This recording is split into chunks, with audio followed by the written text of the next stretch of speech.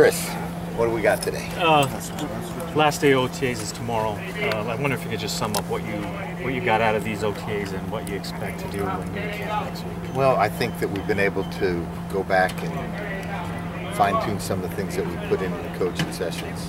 That's what we're getting out of the OTAs, and really next week is really going to be a continuation of what we've done.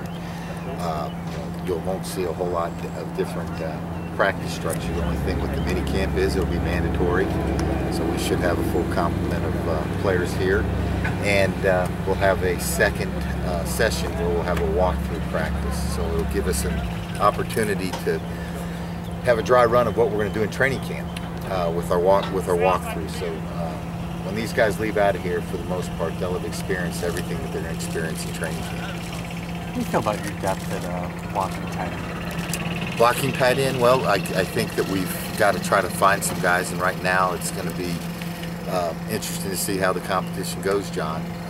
It's very difficult to evaluate that specific skill when right now we're in a non-contact period. So really that competition will kind of weed itself out in training camp. What's Sean Weatherspoon showing? He's obviously going to be taking a big step up leadership-wise, chance to be a three-down linebacker. I think Mike Nolan feels really encouraged about him, and I know you guys drafted him. You've seen what he can do. How's he looking? Yeah, so far? George, he's looked very good.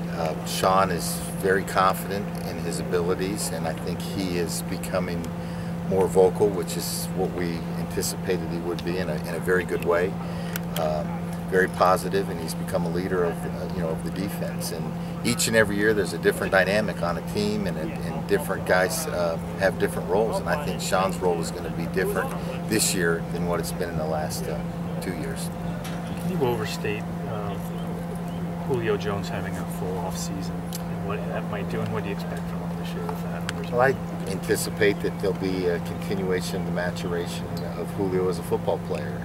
We did not have an opportunity to have an off season with him last year. He came in, had surgery after the combine, so he didn't really get a chance to work like he wanted to on his own. I think he's just going to continue to get better and better. It's a second year with Matt and with the rest of the offensive players, so I think there'll be some continuity there. Were you surprised at how well he did last year, considering? Not at all. I think that Julio is a very special football player. I think he showed that the way he played through the 17 games that we played last year. Coach, with Ray Edwards having a full camp under his belt, do you expect obviously a little more? He's healthy right now. Most definitely. Ray is much healthier than he was at the end of the season, like all of our guys, but we anticipate that he's going to improve. Working with Mike and the new scheme, there's a learning curve that all the guys are going through, but I think he'll do a very good job for us. What does Akeem Dent have to show you to win one of those linebackers?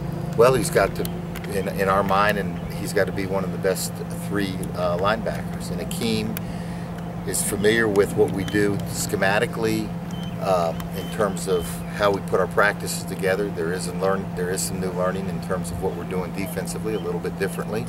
But he's on an even playing field with the rest of the guys because they're in the same situation. Akeem did a very good job for us last year on special teams, and the next step is to get him up to speed and get him an opportunity to really compete for one of those linebacker spots. And he will. He's getting a lot more reps with Stephen Nicholas not being a part of the off-season program.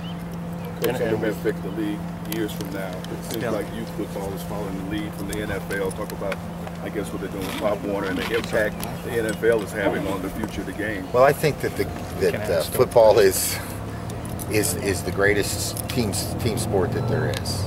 There's no doubt about it, and I think that Commissioner Goodell has come to the forefront in talking about player safety. It's been an issue, and it shouldn't be just in the NFL. Player safety should be important for every person that participates in the game of football. And I think that it's a very good sign that other organizations that oversee football are following what the NFL is doing. With OTAs wrapping up, have you been able to learn anything about all the line battles on the offensive side of the ball? I think on the mental part of it, you can. Again, it's not necessarily conducive to really make an evaluation, because we are not in a full speed atmosphere. We're not in a padded practice. We won't have a padded practice or a full speed practice until we get into training camp. So much like the blocking tight end that we mentioned earlier, it's going to really be a very competitive training camp. We've tried to mix and match some guys, trying to cross-train guys from guard tackle, guard center, to put the best 8 or 9 guys on our roster. Looking forward to getting Tony and Abe. Looking forward to seeing it. Yes, it's always a pleasure to see those two guys, here in the building. And of course, they've been doing this for a long time. They understand what their bodies need to do, and they've always come in and been probably one of the most prepared guys on our football teams.